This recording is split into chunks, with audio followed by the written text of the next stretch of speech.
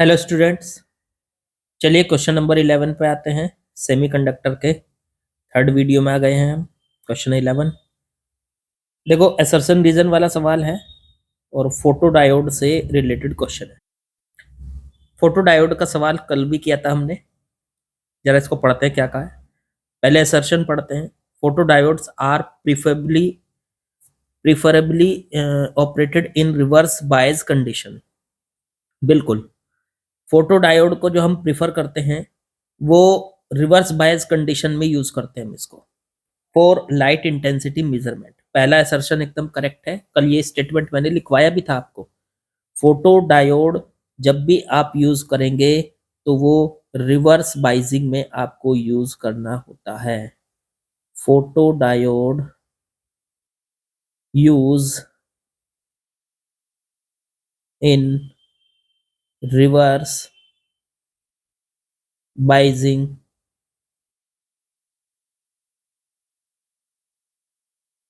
तो रिवर्स बाइजिंग में हमको इसको यूज करना होता है। तो असर्शन इज करेक्ट। पहला असर्शन जो है, जो स्टेटमेंट है, वो करेक्ट है। चलो अब रीजन को देखते हैं करेक्ट है कि नहीं। The current in the forward biasing is more than current in reverse biasing for PN junction diode. ये भी बिल्कुल करेक्ट है। देखो, आपको ये बताया था कि जब पीएन जंक्शन डायोड को हम फॉरवर्ड बाइजिंग में लगाते हैं, मतलब पीएन जंक्शन का जो पी है उसको बैटरी के पॉजिटिव के साथ और जो एन है उसको बैटरी के निगेटिव के साथ लगाते हैं, तो उसमें जो करंट चलता है वो काफी बड़ा होता है। वो मिली एम्पियर के ऑर्डर का होता है। और जब हम रिवर्स बाइजिंग में लगाते हैं इसको, इसी डायोड को हम रिवर्स बाइजिंग में लगाते हैं, इधर नेगेटिव इधर पॉजिटिव, पी को हम निगेटिव के साथ और एन को पॉजिटिव के साथ कनेक्ट करते हैं, तो तब इसमें जो करंट चलता है, चलता कब है? चलता तो मतलब आप कहोगे सर रिवर्स बाइजिंग में तो चलता ही नहीं है। लेकिन लेकिन एक छोटा करंट चलता है माइनॉरिटी चार्ज कैरियर की वजह से। हम माइनॉरिटी चार्ज कैरियर को भूल जाते हैं, माइनॉरिटी चार्ज कैरियर भी तो हैं, तो उनकी वजह से एक छोटा सा करंट चलता है। तो ये वाला जो करंट होता है रिवर्स बाइजिंग का, ये काफी कम होता है।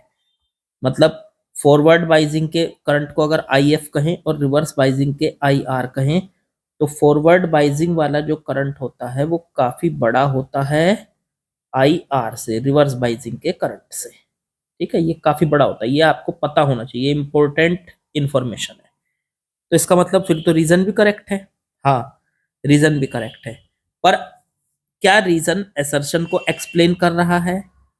क्या इस बात का पहले स्टेटमेंट से कोई कनेक्शन है? नहीं, क्योंकि पहले स्टेटमेंट में देखो क्या बोला इसने कि रिवर्स बाइजिंग कंडीशन में करंट को हम यूज करते हैं फोटो डायोड को।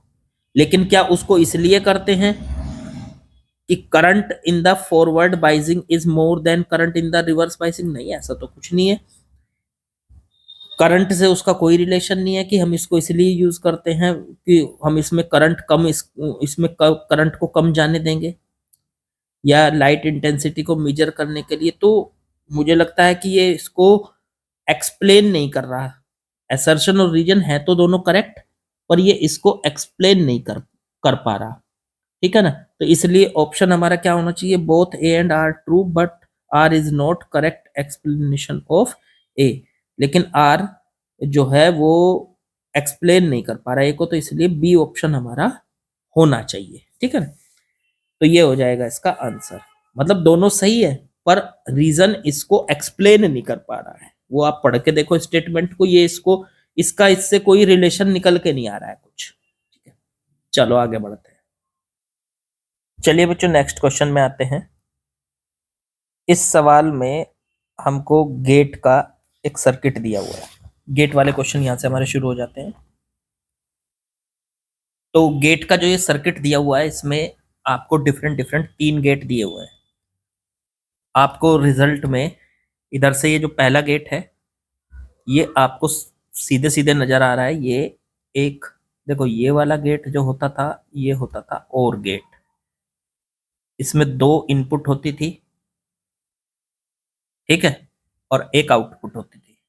जब इसमें हम और वाले गेट में इस तरह से एक छोटा सा सर्किल लगा दें तो ये बन जाता है नॉर गेट। नॉर गेट, तो ये पहले वाला नॉर गेट है, दूसरे वाला और गेट है, और यहां पे ये नैंड गेट है। ये होता था एंड गेट, और इसमें अगर ये सर्किल लग जाए छोटा सा तो ये बन जाता था नैंड गेट। NAND gate.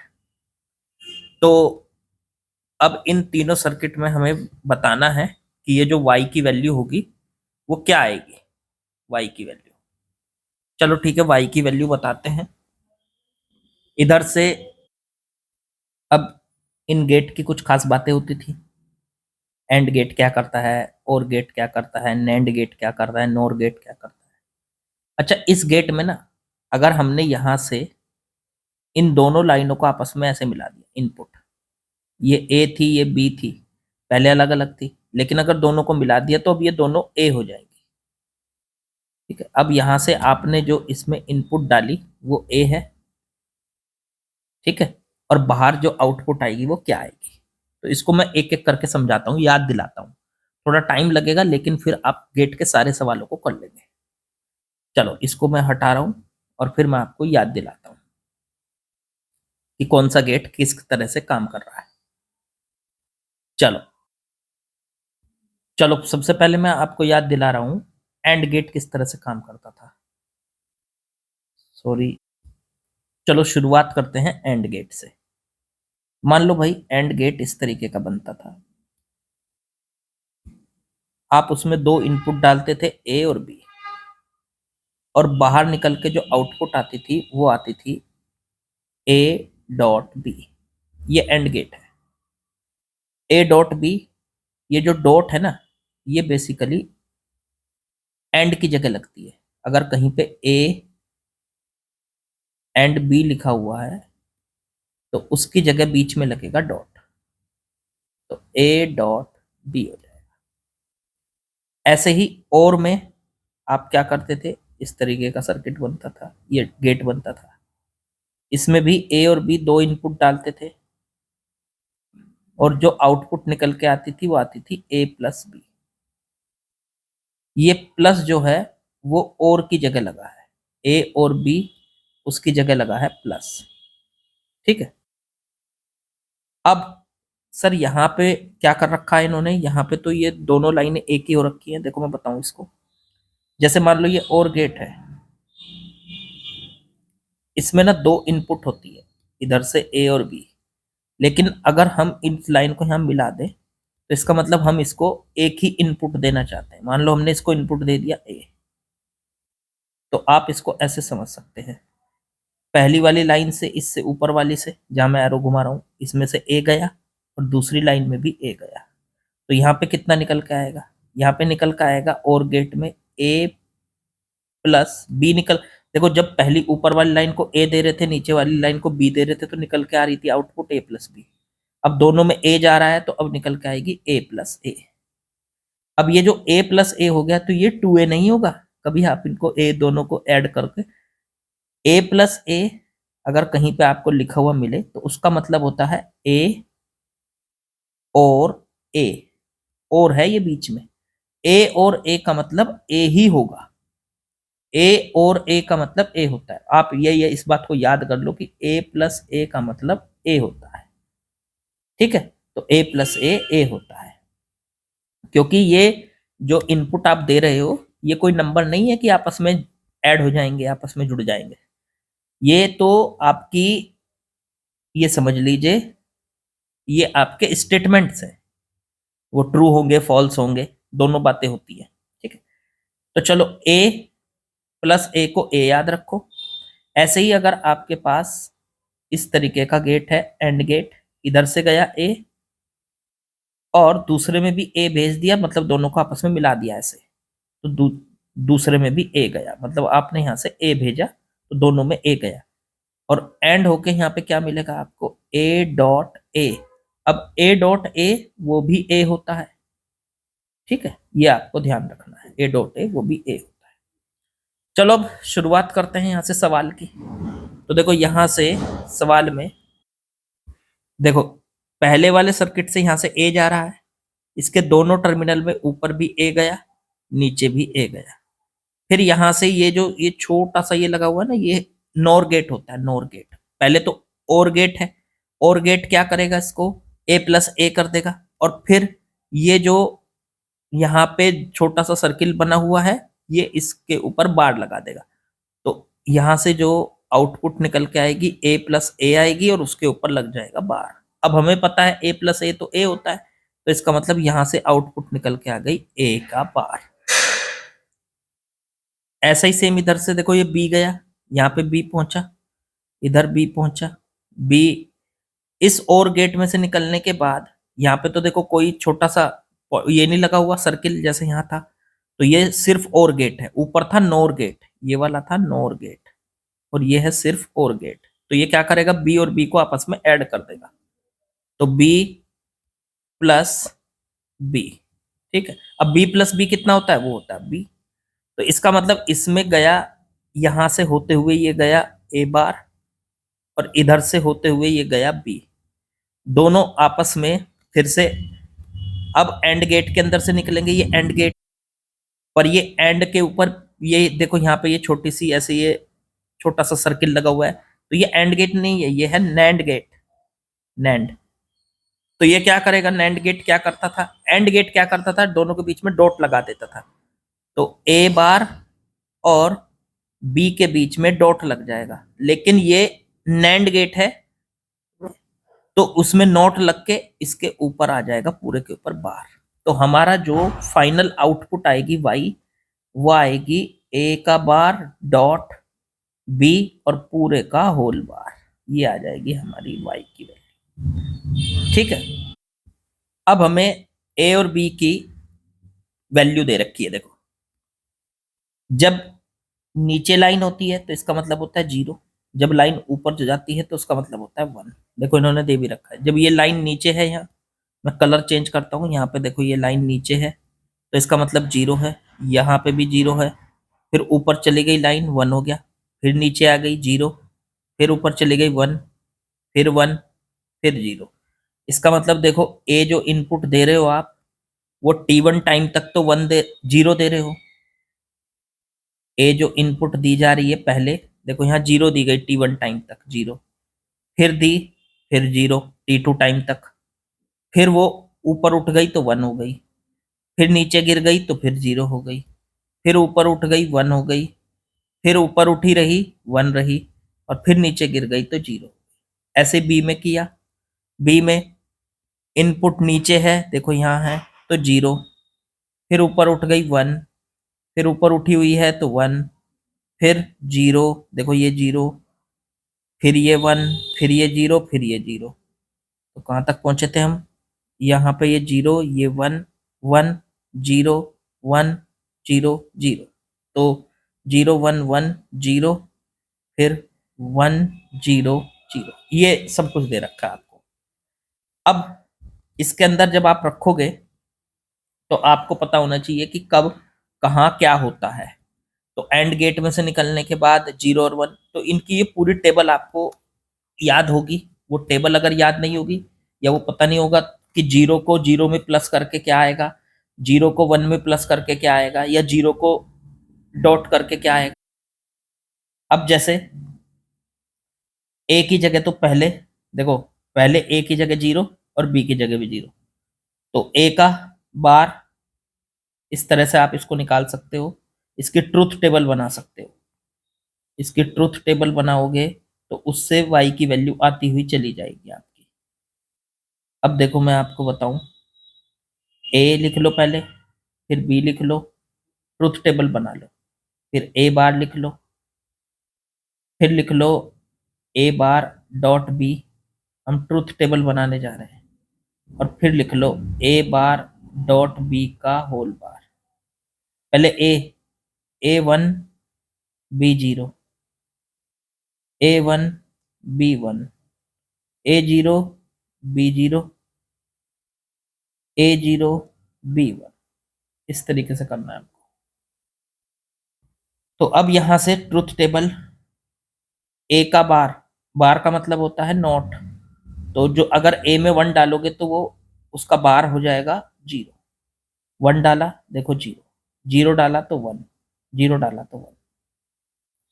फिर ए बार डॉट बी, डॉट का मतलब होता है उनके बीच में एंड गेट लग गया, तो एंड 0 प्लस 0, वो 0 इंटू 0 0 होता था, 1 इंटू 0 0 होता था, 1 0 इंटू 1 0 होता था, और 1 इंटू 1 1 होता था। ये आपके पास था, ठीक है। अब इसका होल बार करोगे, ए डॉट बी में 0 आया, 0 आया, 0 आया, 1 आया। अब इसका होल बार करोगे तो 0 का बार करके 1 आ गया, 0 का बार करके 1 आ गया, 0 का बार करके 1 आ गया, 1 का बार करके 0। अब देखो आप इसमें पहले पेयर के लिए देखो, अगर 0 0 होगा तो देखो 0 0 पे ए और बी अगर 0 0 होंगे तो उसका रिजल्ट क्या आ रहा है, यहाँ पे 1 आ रहा है। तो इसका मतलब इसका आंसर पहले 1 होगा, लाइन बनेगी ऐसे 1, T1 टाइम तक 1 हो गई, ठीक। फिर अगले पेयर में 0 और 1, तो 0 और 1, 0 और 1, ये रहा 0 और 1, 0 1 पे आंसर आ रहा 0, तो लाइन नीचे चली गई ऐसे। ये y की आउटपुट है, ये y तो था ए डॉट बी का होल बार, ए बार डॉट बी का होल बार y है, तो y की आउटपुट है अब ये। अब 1 1, तो 1 1 1 1 ये आ गया, 1 1 पे क्या है, 1 1 पे देखो 1 है, 1 1 पे 1 आ गया, तो फिर 1 पे चली गई है y की वैल्यू, नीचे 0 ऊपर 1, ऊपर 1 1 पे चली गई। अब फिर उसके बाद 0 0, तो 0 0 पे, 0 0 पे फिर यही आ गई 1, तो 0 0 पे ये 1 ही रही, यहाँ तक ये 1 रही, फिर 1 रही। फिर 1 1, तो 1 1 पे देखो ये फिर से 1 रही, 1 1 ही रही, यहाँ तक 1 ही रही। फिर 1 1 पे आ गई है, अब 1 0 1 0 1 0 ये आ गई, 1 0 पे ये 1 1 ही रही, यहाँ तक 1 ही रही, और फिर 0 0, तो 0 0 पे ये 1 आ गई, तो ये भी 1 ही रही, ठीक है। ये सिर्फ एक केस में 0 हुई है, वो हुई 0 1 पे, और 0 1 इसमें सिर्फ एक बार आ रहा है, ठीक है। तो ये वाली आउटपुट जो बनेगी ये y की वैल्यू है। अब आप ऐसी y की वैल्यू देखो इनमें से ऑप्शन में कौन से में है, देखो तो ऐसी ऑप्शन डी में है, देखो देखो ये रही यहाँ पे, पहले 1, देखो ये रही 1, फिर 0, देखो ये रही 0, और फिर सब में 1 1, कितनी बार 1 1 है, 5 बार, देखो 1 1 2, मतलब 1 1, फिर 1 3 4 और 5, 1 1 1 आती चली गई, यहाँ 0 यहाँ 1, तो option D is correct.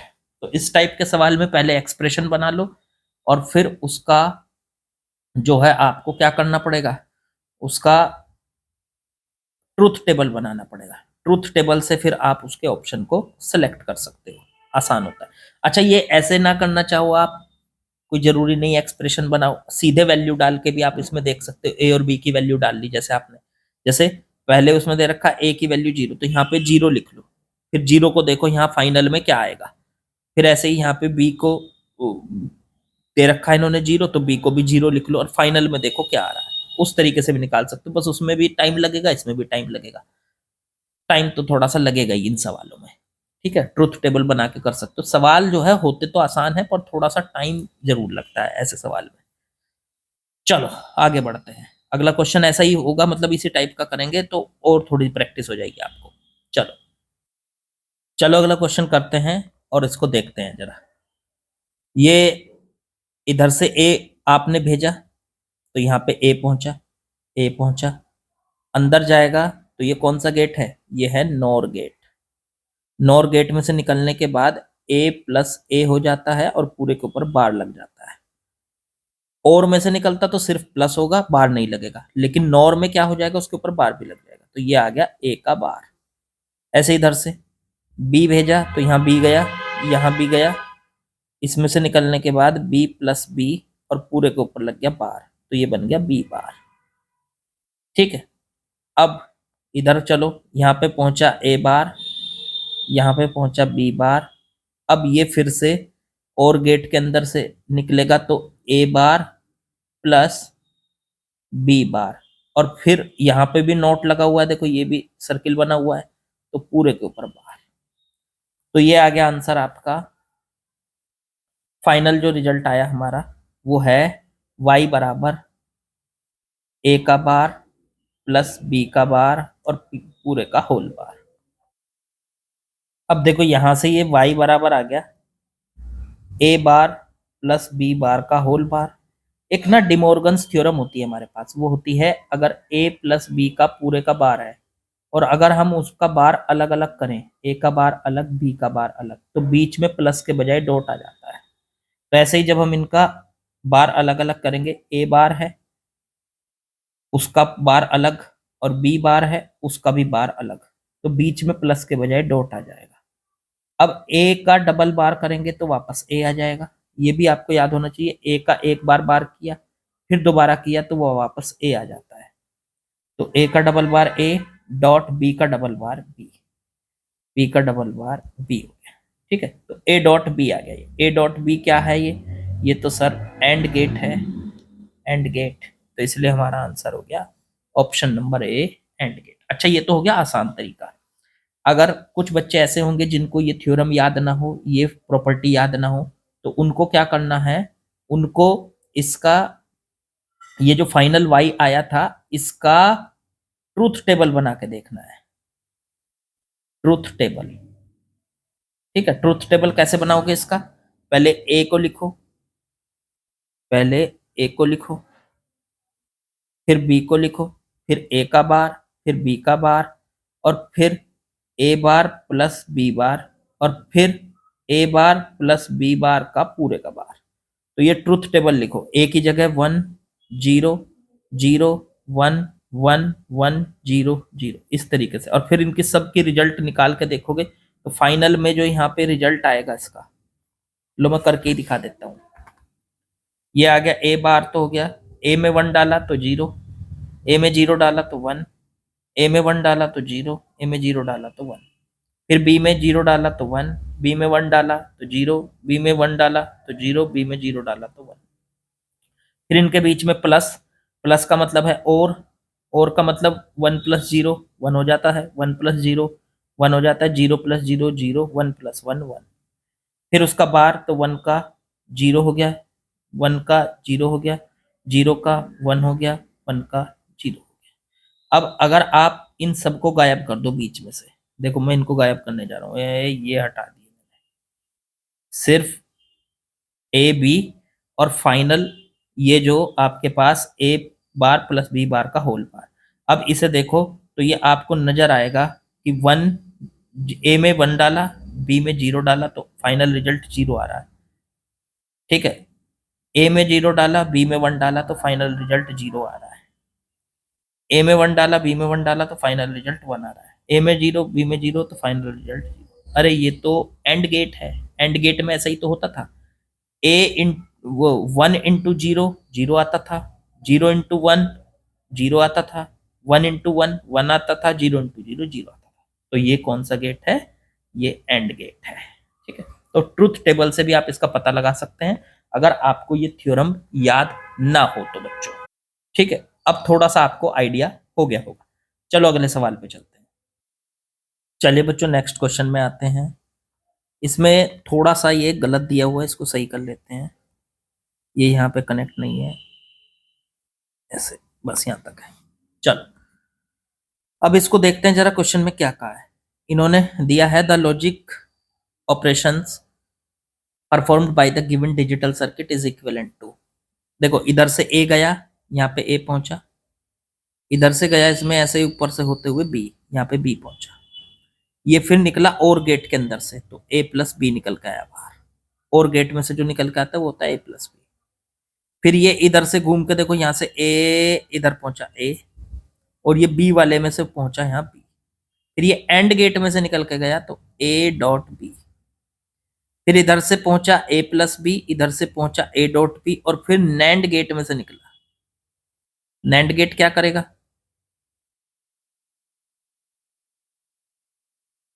NAND get in दोनों को उठा के क्या कर देगा? नैंड गेट इन दोनों को उठा के आपस में डॉट बना देगा, A plus B dot A B, A dot B. A plus B और बीच में डॉट ए डॉट बी।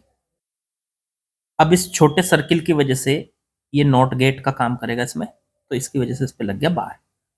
अब फिर पहुंचे यहाँ नॉट गेट पे पहुंच गए, ये जो नॉट गेट है ये वाला, इस नॉट गेट में से निकलने के बाद अब इधर पहुंचेगा तो A plus B bracket dot A dot B, पूरे के ऊपर बार, और फिर नॉट गेट से निकलने के बाद एक बार और बार लग जाएगा। डबल बार क्या करता है, एक दूसरे को कैंसिल कर देता है, तो ये वापस से A plus B dot A dot B आ जाएगा बच्चों, ये आ जाएगा। अब इसको चेक करना है ये कौन सा गेट है, इसको सोल्व करते हैं थोड़ा सा।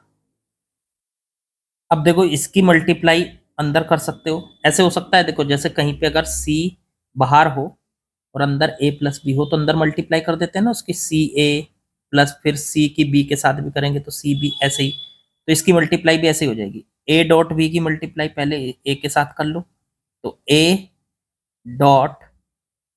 डॉट बी, फिर इसकी मल्टीप्लाई बी के साथ कर दो तो B dot A dot B, ऐसे कर सकते हैं, कोई दिक्कत नहीं। तो ये हो जाएगा, अब ए बी डॉट हटा दो चाहे, और ये हो जाएगा बी ए बी, चाहो तो डॉट हटा दो। अब आपको एक बात याद रखनी है, ए इंटू ए तो ए होता है, हम पढ़ के आए हैं, बी इंटू बी बी होता है, तो ए इंटू ए को ए लिख लो, ए बी बन गए, और बी को मिला के बी लिख लो, ए बी को बी ए बी लिख सकते हो, उल्टा भी लिख सकते हो, तो बी ए को ए बी भी लिख सकते हो, तो ये ए बी आ गया, और प्लस बी ए को ए बी भी लिख सकते हो। ये मतलब सारे रूल्स हैं, अगर ना याद हो कि ए बी और बी ए आपस में इक्वल होते हैं, ठीक है। तो ए बी मतलब इनके बीच में डॉट लगा हुआ है, मैंने डॉट हटा दिया, डॉट लगा हुआ है, वैसे आप इनको ऐसे सिंपली ऐसे भी। अब ए बी को ए बी के साथ ऐड करेंगे तो वापस ए बी आ जाएगा, क्योंकि मैंने बता रखा ए को ए के साथ ऐड करके ए आ जाता है, तो ए बी को ए बी के साथ ऐड करके वापस ए बी। अब ए बी गेट कौन सा है, ये एंड गेट, ए और बी के बीच में डॉट है, तो ये कौन सा गेट है, एंड गेट, इसलिए हमारा आंसर हो गया ऑप्शन नंबर ए। तो इस तरीके के ज्यादातर आपको सॉल्व करने पड़ेंगे एक्सप्रेशन सॉल्व करके आंसर बिल्कुल आसानी से आ जाएगा। चलो अगले सवाल पे चलते हैं। एक बात और, अगर आपको इसके एक्सप्रेशन में ये दिक्कत हो कि सर ए प्लस ए होता है, ए बी को बी ए भी लिख सकते हैं, ठीक है, इनकी आपस में मल्टीप्लाई भी कर सकते हैं, ऐसे इस तरीके के कितने रूल्स होते हैं लॉजिक गेट्स के, तो अगर आप चाहते हो तो मुझे कमेंट में बता देना, कि अगर आपको पूरे याद ना हो तो मैं ना लिखवा दूंगा इनको अगली वीडियो में, ठीक है। तो कमेंट में बताना मुझे कि सर ये हमारे से हो नहीं रहे, या ये कैसे उनकी मल्टीप्लाई होनी, कैसे डिवाइड होना है, डिवाइड तो होता ही नहीं, मल्टीप्लाई या प्लस ही होंगे, मल्टीप्लाई एंड की जगह होगा और प्लस और की जगह होगा। तो इनके जो एक्सप्रेशन कैसे सॉल्व करने हैं, ए प्लस बी में ए बी की मल्टीप्लाई कैसे करनी है या कैसे करना है, तो उसके लिए कुछ रूल्स होते हैं, कुछ एक्सप्रेशंस होते हैं। तो अगर ना याद हो, ना पता हो, तो मुझे बता देना, अगली बार लिखवा दूंगा मैं वीडियो में, ठीक है, कमेंट में बताना, ठीक है। चलो नेक्स्ट, चलिए बच्चों नेक्स्ट क्वेश्चन में आते हैं। इसमें भी देखो सर्किट दिया हुआ है इसी टाइप का, और हमें वेव्स दे रखी है ए और बी की। ए की वैल्यू देखो 0 से 1 तक, तो यहाँ 0 है, और फिर 1 से 2 तक भी 0 है, फिर ऊपर 1 हो गई, फिर 1 रही 3 से 4 तक, इस तरीके से। बी की भी वैल्यू पहले 0 फिर 1 फिर 0 फिर 1, इस तरीके से है। तो चलो पहले ए की वैल्यू क्या है, मैं कलर चेंज करता हूँ, ए की वैल्यू देखो यहाँ क्या है, 0 है, तो ए की वैल्यू यहाँ 0 डाल दो, उससे भी कर सकते हो आप एक तो इसको, और अगर इससे नहीं करना चाहते, अलग अलग वैल्यूज डाल के नहीं करना चाहते, तो आप इसका एक्सप्रेशन बना के और इसकी आउटपुट बना सकते हो, ठीक है। तो चलो पहले मैं आउटपुट बना के, पिछला सवाल किया था हमने, पहला ही सवाल इसका गेट वाला, देखो यहाँ से ए गया, इधर ए गया, इधर ए गया, तो यहाँ से बाहर निकलेगा, तो वो ए एंड गेट है, तो ए बीच में डॉट लग जाएगा ए, और फिर उसके ऊपर बार लग जाएगा, क्योंकि यहाँ पे देखो ये छोटा सा सर्किल है, तो ये सर्किल क्या कह रहा है, नॉट, तो ये तो ए बार आ गया ना, ए डॉट ए हो जाता है, ए का बार आ गया। ऐसे इधर इधर से बी का बार आ जाएगा सेम, इधर से बी गया, इधर से बी गया, यहाँ पे पहुंचा बी डॉट बी, और पूरे के ऊपर बार, तो बी बार आ गया। और फिर ये यहाँ से निकला बाहर एंड गेट में से, तो ए बार डॉट बी बार, और फिर पूरे के ऊपर बार, ये आ जाएगा आपका। तो ये तो सिंपल हो गया। सिंपल कैसे हो गया? y की वैल्यू क्या आ गई? a का बार डॉट b का बार और फिर पूरे के ऊपर होल बार। अब इसके लिए आपको एक एक्सप्रेशन याद होना चाहिए कि अगर आप इस बड़े वाले बार को तोड़ोगे, बीच में अलग अलग करोगे, a बार का अलग, b बार पे बार अलग, तो बीच में डॉट के बजाय प्लस आ जाएगा। अब a का डबल बार a हो जाएगा, b का डबल बार b हो जाएगा, तो y की वैल्यू a प्लस b आ जाएगी। तो इसका मतलब ये कौन सा गेट है? और गेट। अब और गेट में क्या होता था याद करो, अगर हम उसमें ए बी और वाई बनाते थे तो उसमें ए को 0 डालो, बी को 0 डालो, वाई 0 आएगा। ए को 0 डालो, बी को 1 डालो, 0 आएगा वाई, मतलब ए प्लस बी और गेट में। फिर 1 डालो, 0 डालो, फिर भी 0 आएगा, और 1 1 1 डालो तो 1 आएगा। याद।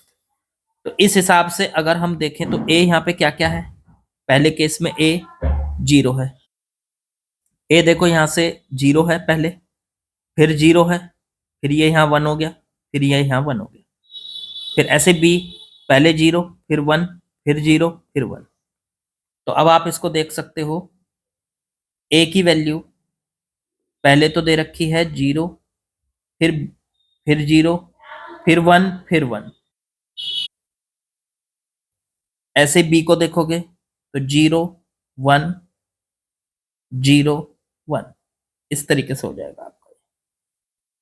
तो यहां से अगर आप y को निकालोगे तो जब आप 0 0 डाल रहे हो, देखो 0 0 पे क्या था, y की वैल्यू 0।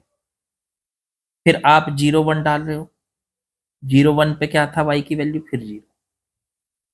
फिर आप 1 0 डाल रहे हो तो 1 0 पे क्या था, y की वैल्यू फिर 0, और 1 1 डाल रहे हो तो y की वैल्यू 1। तो ऐसा ऑप्शन ढूंढ लो, इसमें कोई सा है क्या?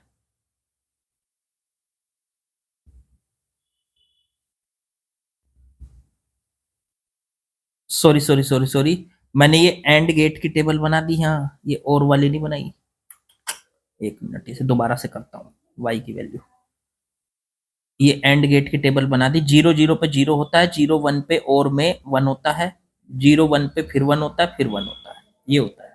अब ऐसे ही पहले वाले में 0 0, तो y की वैल्यू यहाँ पे देखो 0 0 पे तो 0 आ गई, फिर 0 1 पे 1 आ गई, फिर 0 1 0 पे फिर 1 आ गई, और फिर 1 1 पे फिर 1 आ गई। तो इसका वेव फॉर्म जो हो जाएगा, पहले 0 और फिर 1। तो ऑप्शन नंबर डी में है, देखो पहले 0 फिर 1 1 1, ऑप्शन डी में आपको दे रखा है। तो वीडियो थोड़ी सी लंबी आज इसलिए हुई क्योंकि आपको गेट पूरी तरीके से समझाने में थोड़ा सा टाइम लगता है इनको समझने में। तो अच्छे से इनको करो, और मैंने बताया एक्सप्रेशन वाली चीजें अगर आपको नहीं आती, एक्सप्रेशन कब कैसे बनते हैं, इनको आपस में मल्टीप्लाई कैसे करते हैं, या डिमॉर्गन्स थ्योरम वगैरह, तो बताना मुझे, मैं अगले लेक्चर में इनको जो है आपके सामने लिख दूंगा। ठीक है, चलो अगले उसमें मिलते हैं। लाइक शेयर सब्सक्राइब कमेंट वो आप सब कर ही देना। ओके बच्चों।